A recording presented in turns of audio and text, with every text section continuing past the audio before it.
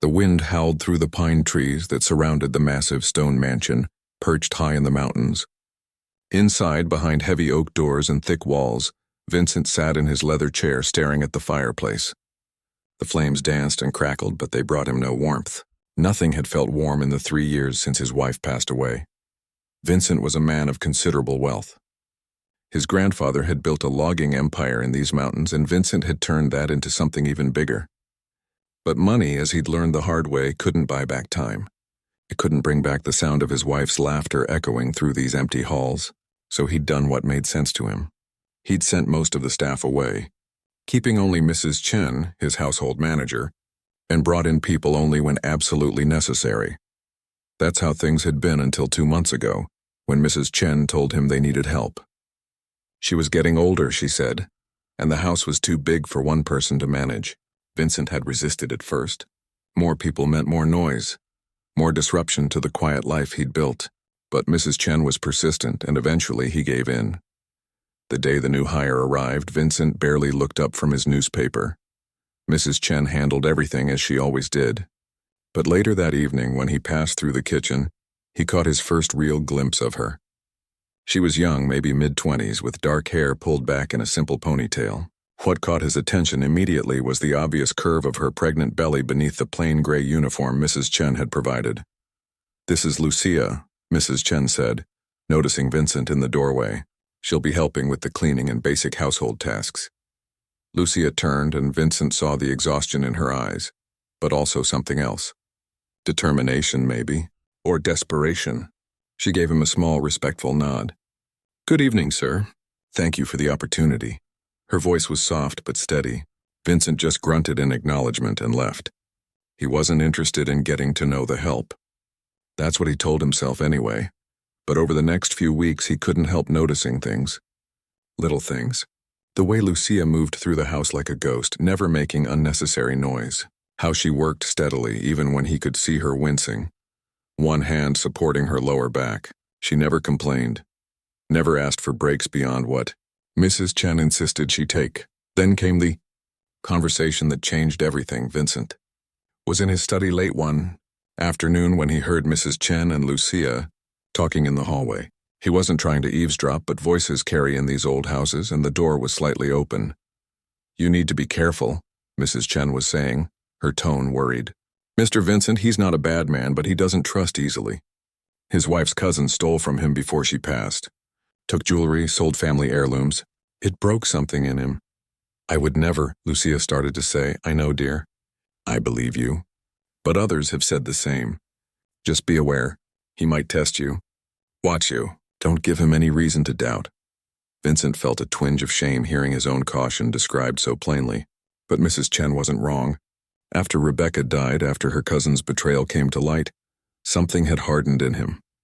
He'd started seeing threats everywhere. Suspicion where there might only be innocent mistakes. That conversation planted a seed in his mind.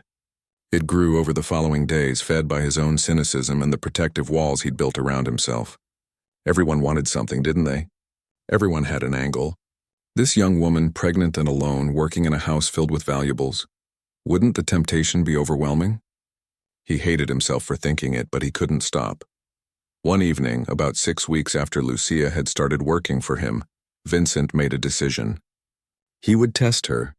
Not to be cruel, he told himself, but to know. To be certain. Because if she was honest, truly honest, then maybe he could start to believe that good people still existed. And if she wasn't, well, better to find out now than later. He planned it carefully. That evening, he dismissed Mrs. Chen early, telling her he'd handle things for the night. She seemed surprised but didn't question him. After she left, Vincent went to his study and set the stage. He pulled out his wallet, thick with cash he'd withdrawn that morning for exactly this purpose. He placed it prominently on the edge of his heavy wooden desk, where anyone entering the room would see it immediately. Next to it, he positioned his late wife's gold watch, the one he usually kept locked in a drawer. He added a few other items, an expensive pen, some rare coins from his collection, a money clip with several $100 bills. Then he settled himself on the leather couch across from the desk, the one Rebecca used to curl up on while reading. He positioned himself at an angle where he could see the desk through barely opened eyes. but where someone entering would think he was fast asleep. His heart was pounding harder than he expected. This felt wrong somehow, deceptive, but he pushed the feeling down. He needed to know. He had to know. The minutes crawled by. Vincent kept his breathing slow and steady, the way a sleeping person would breathe. The fire crackled. The old house settled with its usual creaks and groans. He heard the distant sound of Lucia finishing up in the kitchen, the water running, cabinets gently closing. Then footsteps. Soft but steady, coming down the hallway toward the study. Vincent's entire body tensed, though he forced himself to remain still. Through his barely open eyes, he watched the door swing open slowly. Lucia stood in the doorway, a cleaning caddy in one hand. She paused when she saw him on the couch. For a long moment she just stood there. Vincent could almost hear her thinking, deciding whether to come back later or to work quietly. Then she stepped inside, moving with that same careful grace he'd noticed before. She set down her cleaning supplies near the door, so quietly that the bottles barely clinked together. Then she moved toward the bookshelves, starting her work from the far side of the room, away from both him and the desk. Vincent watched as she dusted, her movements slow and deliberate. Every few seconds she glanced over at him, clearly trying to make sure she wasn't disturbing him. There was something almost tender in the way she moved, as if she understood that this house was filled with grief and she didn't want to add to its weight. Then she turned toward the desk. Vincent's pulse quickened. This was it. This was the moment that would tell him everything he needed to know about human nature, about trust, about whether he'd been right to lock his heart away. Lucia approached the desk with her dust cloth. She was now just a few feet from the wallet, from all the deliberately placed temptations. Her eyes fell on the wallet immediately. It was impossible to miss. She stopped. Vincent watched, barely breathing, as Lucia stood there looking at the wallet. Her hand moved, reaching toward it, and he felt his stomach clench. Here it comes, he thought bitterly. The disappointment. The confirmation of everything he believed about people. But Lucia didn't pocket the wallet. Instead, she picked it up carefully, as if it were something precious, and looked around. She seemed to be thinking, considering. Then she did something Vincent hadn't expected at all. She opened the desk drawer. His heart nearly stopped, but only to place the wallet safely inside, away from the edge where it might fall to the floor. She closed the drawer gently. Then she moved the watch to a safer spot, away from the edge of the desk. The coins went into a small tray she found.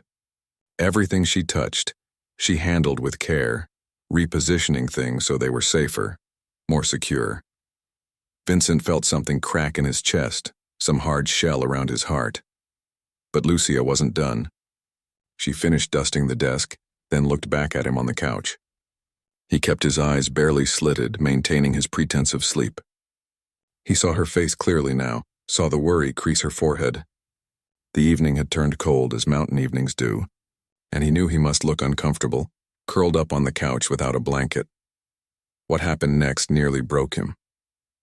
Lucia paused, biting her lip as if making a difficult decision.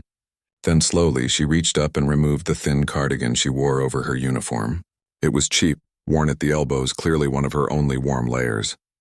She moved toward him with the same gentle care she'd shown with his possessions. Carefully, so carefully that she barely touched him, Lucia draped her cardigan over his chest and shoulders. Vincent felt the weight of it still warm from her body. Through his eyelashes, he saw her standing there in just her uniform dress, the fabric thin against the cold air. She shivered slightly but said nothing. She wasn't done even then. Lucia looked at how his head rested awkwardly against the arm of the couch, at an angle that would surely give him neck pain. She glanced around, then quietly left the room. Vincent heard her footsteps in the hallway, heard a closet door open. She returned moments later with a pillow, one of the decorative ones from the hall bench. With movements so gentle they were almost motherly, she carefully lifted his head, just enough, and slid the pillow underneath. Her touch was feather-light, and she worked slowly to make sure she didn't wake him. Vincent's throat tightened. This woman, this young pregnant woman he'd been so ready to distrust, who had so little of her own, was standing there shivering, having given him her only warmth. She was taking care of him with a tenderness he hadn't felt since Rebecca died. Lucia stepped back, surveying her work with a small, satisfied nod. Then she returned to her cleaning, working even more quietly than before, moving like a shadow through the room. Every few minutes she glanced over at him to make sure he was still sleeping peacefully, that same look of concern on her face. Vincent lay there under her worn cardigan, his eyes burning, something enormous and painful shifting in his chest. He'd set a trap, yes, but the only person caught in it was himself, caught by unexpected kindness, caught by the realization that he'd been so wrong, so ready to see the worst in people that he'd almost missed seeing the best. When Lucia finally finished and slipped out of the room, pulling the door almost closed behind her, Vincent opened his eyes fully. He stared at the ceiling, feeling the weight of the cheap cardigan on his chest like an accusation. What kind of man had he become? What kind of person tested someone's honesty like this? Someone who was clearly struggling, clearly in need. He sat up slowly, picking up the cardigan. It smelled faintly of lavender soap and carried the warmth of someone who'd given away the little she had. In that moment, Vincent made a decision. He didn't know exactly what form it would take yet, but he knew one thing with absolute certainty. Everything was about to change. Vincent couldn't sleep that night. He lay in his bed staring at the ceiling, thinking about the cardigan that now hung over his desk chair. He'd tried to give it back to Lucia before she left, catching her in the hallway with it in his hands. "You left this," he'd said, his voice rougher than he intended. Lucia had looked embarrassed, her cheeks flushing. "Oh, I'm sorry, sir. I didn't mean to leave my things around. It won't happen again." She'd reached for it, but Vincent had seen her shiver in the cold hallway. He'd pulled it back. "Keep it on until you get home. It's cold out there." The look of surprise on her face had stayed with him, as if a simple act of basic decency was something unexpected, something remarkable. What kind of life had she been living where kindness caught her off guard? The next morning, Vincent did something he hadn't done in years.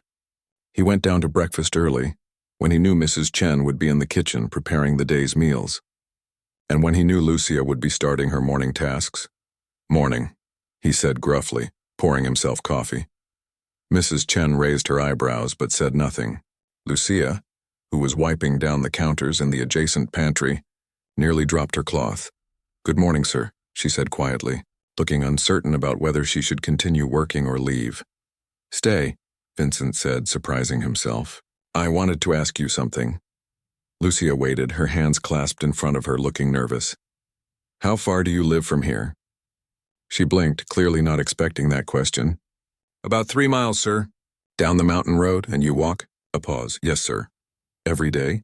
In your condition?" Her chin lifted slightly, a flash of pride showing through.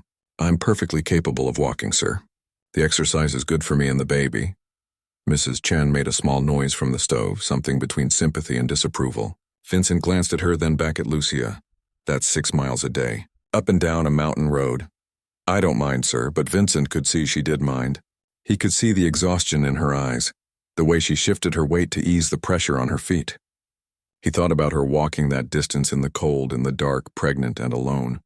"From now on," he said, making the decision as he spoke, "you'll take the truck. The old pickup in the garage. Mrs. Chen will give you the keys." Lucia's eyes widened. "Sir, I couldn't possibly. It just sits there anyway. Might as well be used for something, but what if something happens to it?" Vincent shrugged. "It's insured, and it's not like I'm using it." He left before she could protest further, but not before he saw the tears gathering in her eyes. Mrs. Chen followed him out into the hallway. "That was kind of you," she said softly. "It's practical," Vincent replied, uncomfortable with the praise. Can't have her collapsing on the mountain road. Who would finish the cleaning? Mrs. Chen smiled like she could see right through him. Of course. Very practical. Over the following weeks, Vincent found himself paying attention in ways he hadn't in years. Not watching Lucia with suspicion anymore, but with genuine curiosity. He noticed how she never took breaks unless Mrs. Chen forced her to sit down. How she brought her lunch in a small container, always something simple. Rice and beans. A sandwich. Never anything that looked like enough food for someone eating for 2. He noticed other things too. The way she always wore the same rotation of 3 uniform dresses, all of them worn thin from washing. How her shoes were held together with glue at one seam. How she never ever asked for anything, not even when she clearly needed it. One afternoon, Vincent was working in his study when he heard crying. Soft, muffled sobs coming from somewhere in the house. He followed the sound to the kitchen and found Lucia sitting on the floor of the pantry, her arms wrapped around her knees, crying into her hands. "What happened?" he asked, startling her. She scrambled to her feet, wiping frantically at her tears. "I'm sorry, sir. I'm so sorry. I just needed a minute. I'll get back to work." "Sit down," Vincent said, more gently than he'd spoken to anyone in years. "Really?" "I'm fine. Sit." She sat perching on the edge of a stool, looking miserable and embarrassed. Vincent pulled up another stool, feeling awkward but determined. "What's wrong?" Lucia shook her head. "It's not your problem, sir." "Maybe not. But you're sitting on my kitchen floor crying, so I'd like to know anyway." She was quiet for a long moment, her hands twisting together in her lap. When she finally spoke, her voice was barely above a whisper. "My landlord is evicting me. I have 2 weeks to find somewhere else to live." Vincent felt anger rise in his chest. "Why, are you behind on rent?" "No, sir. I've never missed a payment. But he's selling the building and the new owner wants to renovate. Everyone has to leave, and what about family? Friends?" Her laugh was bitter. "My family stopped talking to me when I got pregnant. Said I'd brought shame on them. And the baby's father?" She stopped, her voice breaking. "He left when I told him. Said he wasn't ready to be a father, that I should handle it on my own." Vincent felt something hot and fierce move through him. How could people be so cruel? This young woman trying so hard to do everything right, abandoned by everyone who should have stood by her. "Do you have anywhere to go?" She shook her head. "I've been looking, but everything's so expensive. And nobody wants to rent to a single pregnant woman with no references. They think I won't be able to pay once the baby comes." Her voice dropped even lower. "Maybe they're right. You have a job," Vincent said firmly. "For now. But after the baby comes, I'll need time off. And childcare costs money. I've been saving, but it's never enough. There's always something. The doctor visits, the vitamins, the things the baby will need." She pressed her hands to her face. "I'm sorry. You don't need to hear all this." But Vincent was already thinking, the wheels turning in his mind. He stood up abruptly. "Come with me." Lucia looked confused but followed him through the house and out the back door. He led her across the grounds to a smaller building set back among the trees. The guest house. It had been his wife's art studio once before she got sick. After she died, he'd converted it into a small apartment, thinking maybe he'd rent it out someday. But he never had. Couldn't bear the thought of strangers living in his wife's space. He unlocked the door and pushed it open. Inside was a cozy living room with a kitchenette, a bedroom, and a bathroom. Dusty from disuse, but solid and warm. "It needs cleaning," Vincent said, his voice gruff. "But it's weatherproof and heated. There's hot water, electricity, everything you'd need." Lucia stood in the doorway, looking around with wide eyes. "Sir, I don't understand. You need a place to live. This place sits empty. Seems wasteful. I couldn't afford. No rent." She turned to stare at him. "What?" "No rent," he repeated. "You work the same hours, same duties. But you live here, free and clear, at least until you get back on your feet." "Sir, that's too much. I can't accept." "Why not?" "Because," she struggled for words, "because nobody does things like that. There has to be a catch." "What do you really want?" Vincent understood her suspicion. He probably would have felt the same way. He thought about how to explain, then decided on the truth. "That night, about a month ago, when you found me asleep in the study. You covered me with your cardigan. You gave me your only warm layer, and you stood there shivering while you worked." Lucia's face flushed. "You were awake?" "Not at first. But I saw what you did, and I've been watching since then.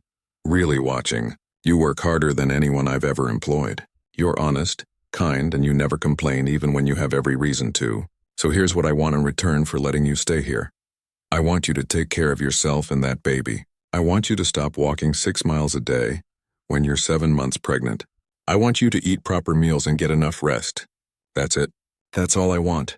Tears were streaming down Lucia's face now. "Why? Why would you do this for me?" "You don't even know me." Vincent thought about that question. He thought about his wife, about the life they'd planned to have together, about the children they'd never had, about how empty his world had become when he'd stopped seeing the goodness in people. "Maybe I need to believe there are still good people in the world," he said quietly. "And maybe you needed someone to believe in you. So what do you say?" Lucia looked around the guest house at the fresh start it represented. at the kindness she'd stopped expecting from the world. When she looked back at Vincent, her eyes were full of something he hadn't seen there before. Hope. Yes, she whispered. Yes, thank you. I don't know how I'll ever repay you. Just take care of yourself, Vincent said. That's payment enough. As they walked back to the main house, Vincent felt something shift inside him. For the first time in 3 years, the mansion didn't feel quite so empty. And for the first time since his wife died, he felt like maybe, just maybe, he remembered how to be human again. Moving day came on a Saturday.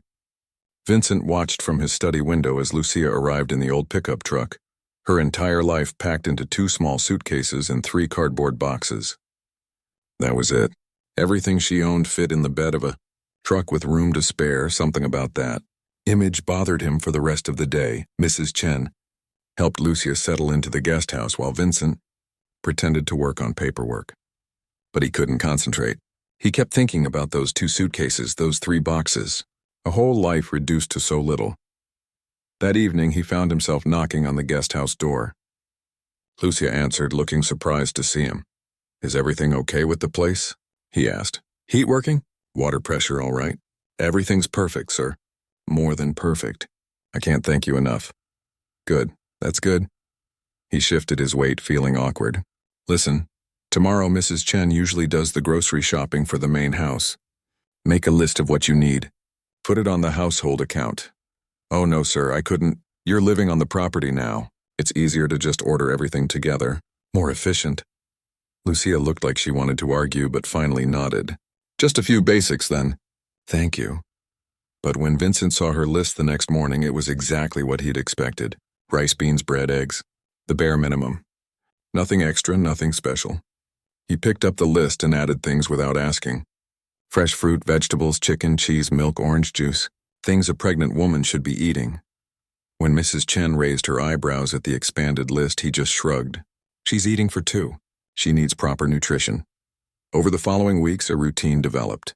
Lucia still worked her regular hours, but Vincent noticed she looked less exhausted. Living on the property meant no more long walks up and down the mountain. She could rest during her breaks instead of worrying about the trek home.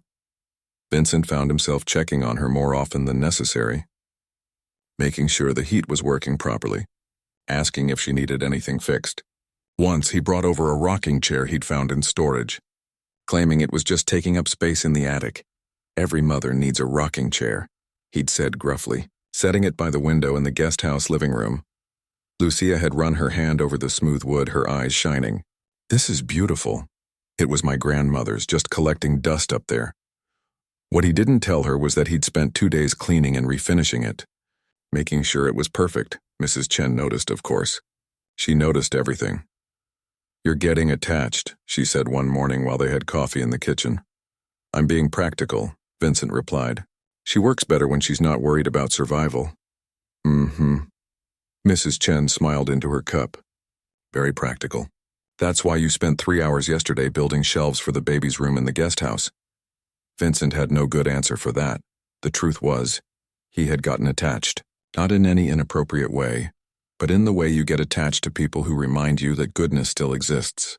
Lucia never complained, never asked for more than she needed, and worked with a quiet dignity that demanded respect. And there was something else, too.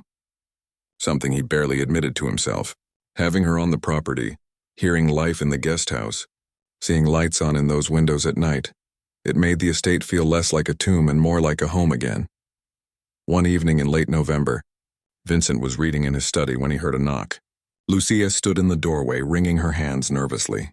Sir, I'm sorry to bother you, but I was wondering if I could ask a favor. What is it? I have a doctor's appointment next Thursday. A big one. They're going to do an ultrasound and check that everything's developing properly. I was wondering if I could start work an hour later that day? Of course. Take the whole morning if you need it. Oh no, just an hour should be. Lucia, Vincent interrupted. Take the morning. It's fine. She nodded gratefully and turned to leave, but Vincent found himself speaking before he could think better of it. Do you have someone going with you? She paused. No, sir. I'll be fine on my own. These appointments, they're important. You shouldn't hear that kind of news alone. I'm used to doing things alone. There was no self-pity in her voice, just a simple statement of fact, and that made it worse somehow. I could go with you, Vincent heard himself say. If you want. Just for company.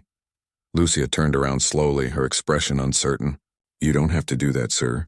I know I don't have to.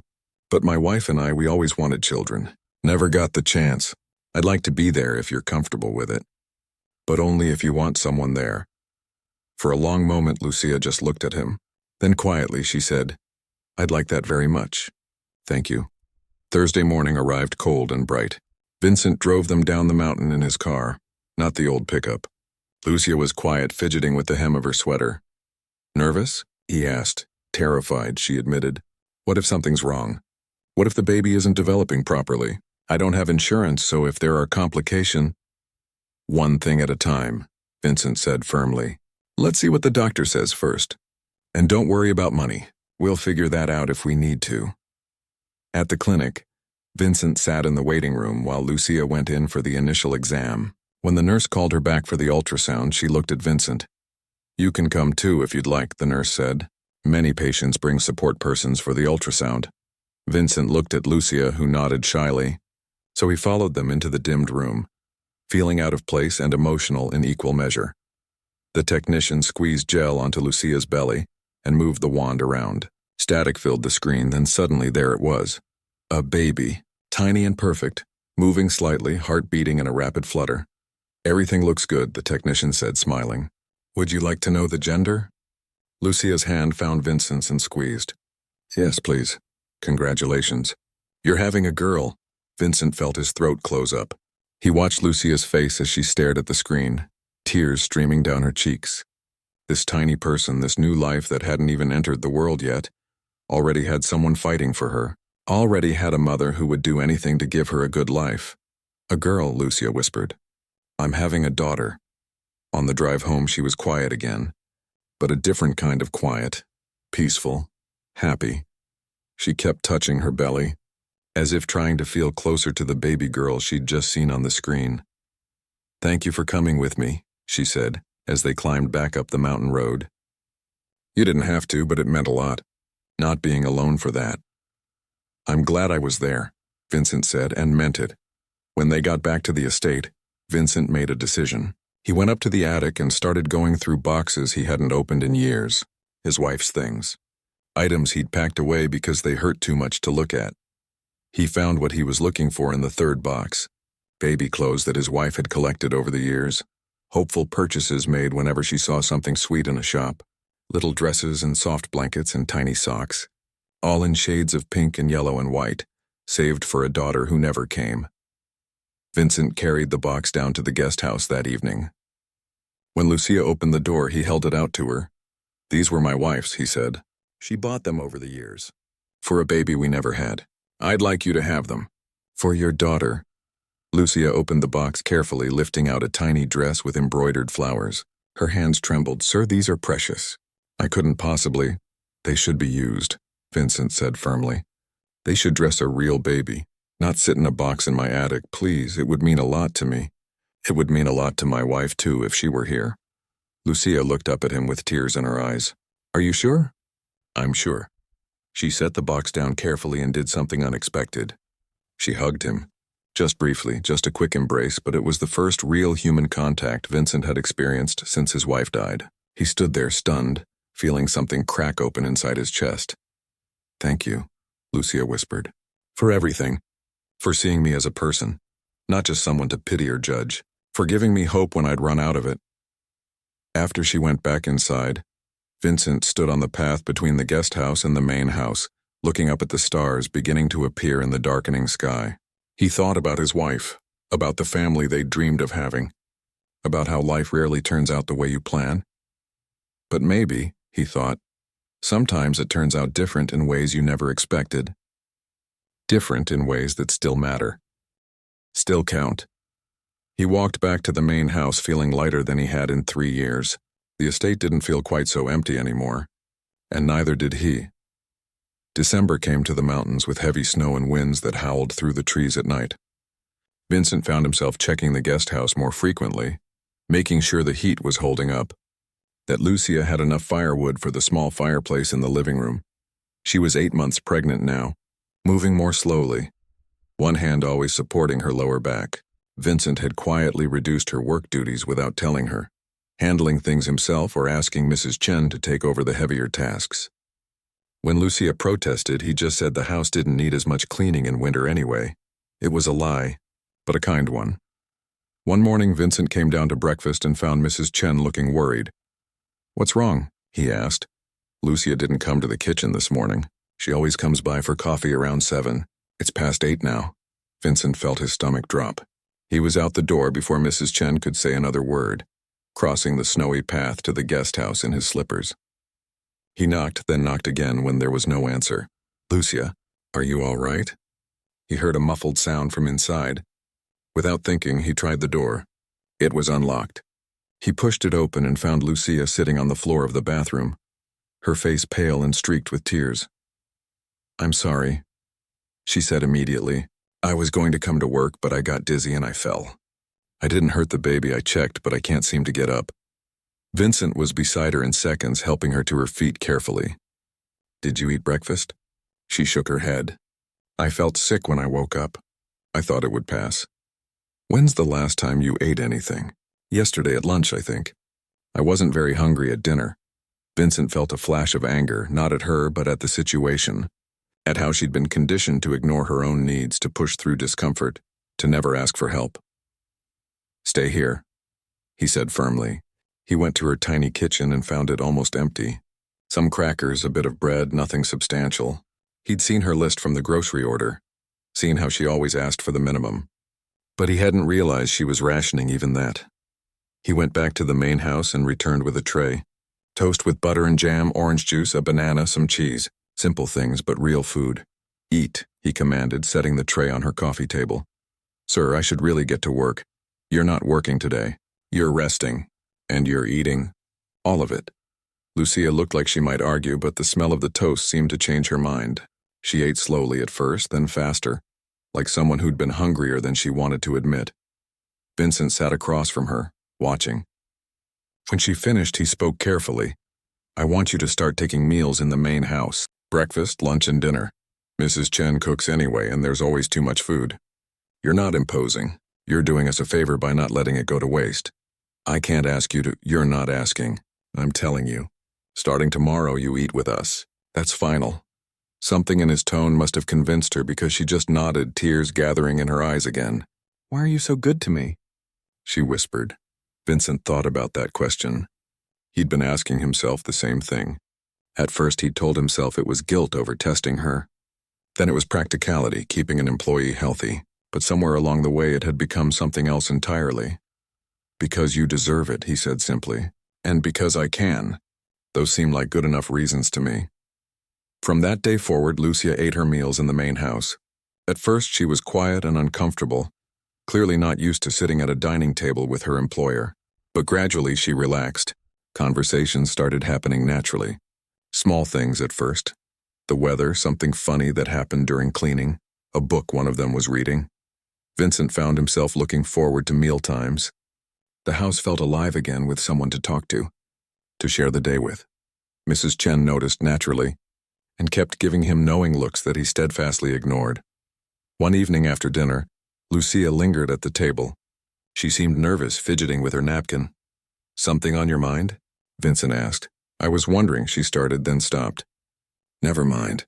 It's silly. Tell me anyway." She took a breath. "I've been thinking about names for the baby. I want to give her a strong name, something meaningful. But I realized I don't know your wife's name. You've given me so much of hers, the clothes, this chance at a new life.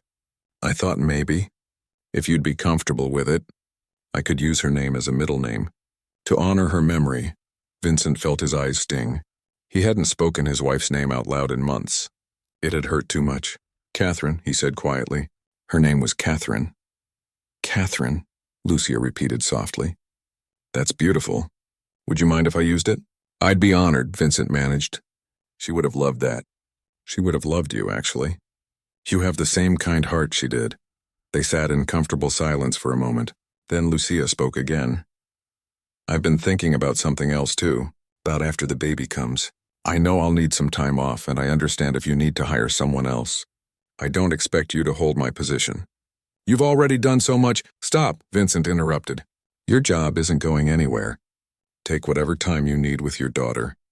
A few weeks, a few months, whatever feels right. And when you're ready to come back, we'll figure out arrangements. Maybe Mrs. Chen can watch the baby while you work, or maybe we adjust your hours. We'll make it work. But the cost is my concern, not yours. I don't want you worrying about money or job security. Not now, not ever. You focus on being a mother. Let me handle the rest. Lucia was crying now, but they seemed like different tears than before. Not tears of worry or fear, but something softer. Relief, maybe. Or gratitude. Or hope. I don't understand why you care so much, she said. I'm nobody. Just a girl who made mistakes and ended up pregnant and alone. Vincent leaned forward, his voice fierce. You listen to me. You're not nobody. You're not your mistakes. You're a young woman who kept going when everything fell apart. Who worked hard. Who stayed honest. Who gave kindness even when you had nothing. That's not nobody. That's somebody worth knowing. Somebody worth helping. Christmas approached, and Vincent did something he hadn't done in 3 years. He put up a tree. Not a big one. Just a modest pine that he and Mrs. Chen decorated with ornaments from storage. When Lucia saw it, she stood in the doorway with her hands over her mouth. You didn't have to do this, she said. Every child should have Christmas, Vincent replied. Even if she's not born yet. On Christmas Eve, Vincent gave Lucia an envelope. Inside was a card and a check that made her gasp. This is too much. It's a bonus. For excellent work. And before you argue, know that Mrs. Chen got one too. It's standard practice. It wasn't standard practice. He'd never given Christmas bonuses before. But Lucia didn't need to know that. She gave him a gift too, something that made his throat close up. A small photo in a simple frame. The ultrasound image of her daughter. On the back she'd written, Baby Catherine, the granddaughter of the kindest man I know. December 2024. Vincent held that frame for a long time, studying the grainy image. This tiny person who wasn't even born yet had somehow brought him back to life.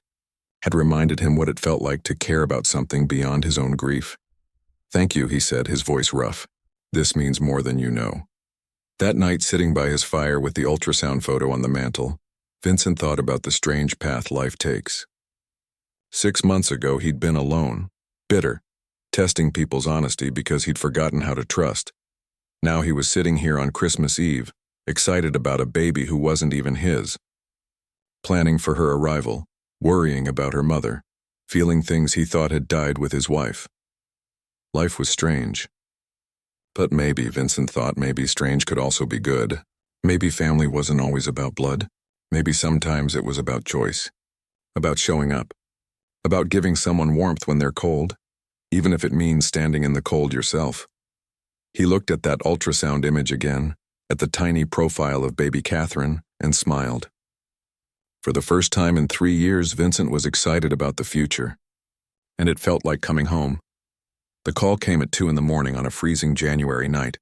Vincent was pulled from sleep by his phone ringing, his heart immediately racing. Nothing good ever came from calls at this hour. Sir? Lucia's voice was tight with pain. I think it's time.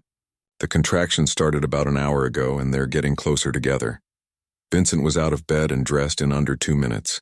He grabbed his keys and ran across the snowy path to the guest house, not bothering with a coat. Lucia was standing in her living room, one hand braced against the wall, breathing through a contraction. How far apart? He asked, forcing himself to sound calm even though his heart was hammering. About 5 minutes now, she gasped. I called the hospital. They said to come in. Okay, let me get your bag. He'd helped her pack a hospital bag 2 weeks ago, making sure she had everything she'd need. Now he grabbed it from beside the door, took her arm gently and guided her out to the car. The drive down the mountain was terrifying. The roads were icy, and Vincent had to go slowly even though every instinct screamed at him to hurry. Lucia gripped the handle above the door, breathing hard through each contraction. You're doing great, Vincent said, trying to remember everything he'd read in the pregnancy books he'd secretly bought. Just breathe. We'll be there soon. I'm scared, she admitted, her voice small. What if something goes wrong? What if I can't do this? You can do this. You're the strongest person I know, and I'll be right there with you the whole time. You don't have to stay or I'm staying. At the hospital, everything became a blur of activity. Nurses, forms, monitors beeping. Lucia being moved into a delivery room. Vincent stayed by her side through all of it, holding her hand when the contractions hit. wiping her forehead with a cool cloth, telling her she was doing amazing even when she swore at him through the pain. Hours passed. The sun came up outside the window. Lucia was exhausted, her face pale and streaked with sweat. Vincent had never felt so helpless in his life. All his money, all his resources, and there was nothing he could do to make this easier for her. "I can't," she sobbed after another contraction. "I can't do this anymore. I'm too tired." "Yes, you can," Vincent said firmly, gripping her hand. "You're almost there. Your daughter is almost here. Just a little bit longer." The doctor came in, checked her progress, and nodded. "Okay, Lucia. Next contraction, I need you to push." What followed was the most intense 30 minutes of Vincent's life. He stayed right beside Lucia, letting her squeeze his hand until he thought the bones might break, encouraging her with every push, telling her how strong she was, how proud he was, how close she was to meeting her daughter. And then, suddenly, there was a cry. A small, angry wail that filled the room. "It's a girl," the doctor announced, holding up a tiny, squirming baby covered in vernix and blood and absolutely perfect. Lucia was crying, reaching for her daughter. The nurse placed the baby on her chest, and Vincent watched as Lucia looked at her child for the first time. The expression on her face was something he'd never forget. Pure love, pure wonder, pure exhaustion and joy all mixed together. "Hi, baby," Lucia whispered, tears streaming down her face. "Hi, sweet girl. I'm your mama. I've been waiting so long to meet you." Vincent stood back, giving them their moment, but his own eyes were burning. He'd never seen anything more beautiful than this young mother meeting her daughter. This family of two that had fought so hard to get here. After a while, the nurses took the baby to clean her up and do their checks. Lucia looked over at Vincent, her face glowing despite her exhaustion. "Do you want to hold her?" she asked. "When they bring her back? Are you sure?" "You're her grandfather," Lucia said simply. "Of course I'm sure." When the nurse brought the baby back, wrapped in a pink blanket with a tiny hat on her head, she placed her carefully in Vincent's arms. He looked down at this tiny person, barely 7 pounds, and felt his heart crack wide open. She had dark hair like her mother, a button nose, and when she opened her eyes briefly, they were dark blue and unfocused. Her tiny hand wrapped around his finger with surprising strength. "Hello, little one," Vincent whispered. "Welcome to the world. I'm your grandpa, and I promise you, I'm going to make sure you have the best life possible. You and your mama both." The baby made a small sound, and Vincent felt something shift in his chest. This was his granddaughter. Not by blood maybe, but by choice, by love, by the family they'd built together from broken pieces. Over the next 2 days in the hospital, Vincent barely left. He brought Lucia real food when she complained about hospital meals. He held the baby while Lucia slept. He learned how to change diapers, how to swaddle, how to recognize the different cries. The nurses probably thought he was overly involved for just an employer. But he didn't care what they thought.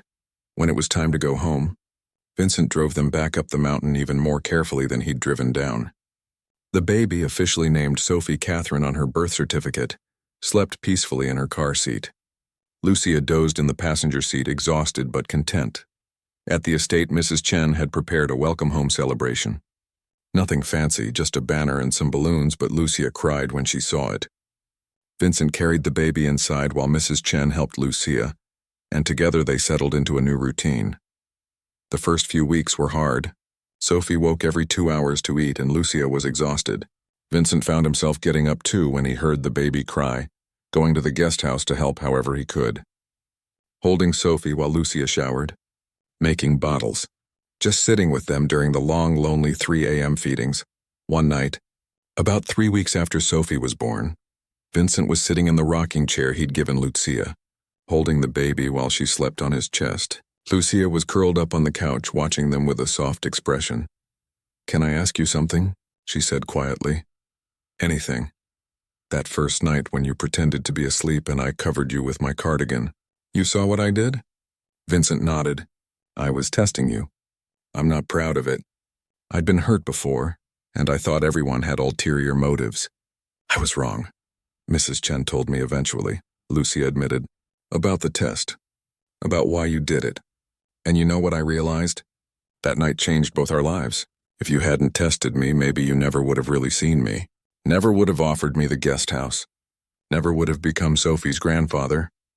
I would have seen you eventually, Vincent said. You're hard to miss. Maybe. But I think things happened exactly the way they were supposed to. You tested my character, but I think I tested yours too, and we both passed.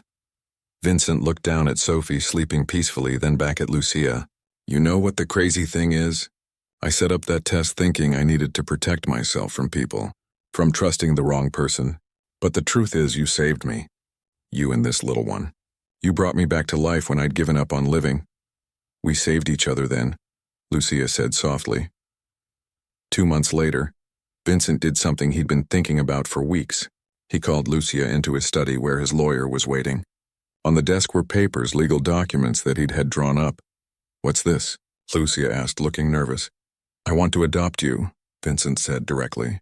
Both of you. Legally. I want to be Sophie's grandfather officially, and I want you to be my daughter. I want us to be a real family, not just people living on the same property. Lucia stared at him. You want to adopt me? I'm 24 years old, I don't care. Adult adoption is legal. I've checked. You'd keep your own last name if you want, or you could take mine. Either way, you'd be my heir. Everything I have would be yours and Sophie's. But more than that, it would make official what's already true. We're family. Why would you do this? Lucia whispered.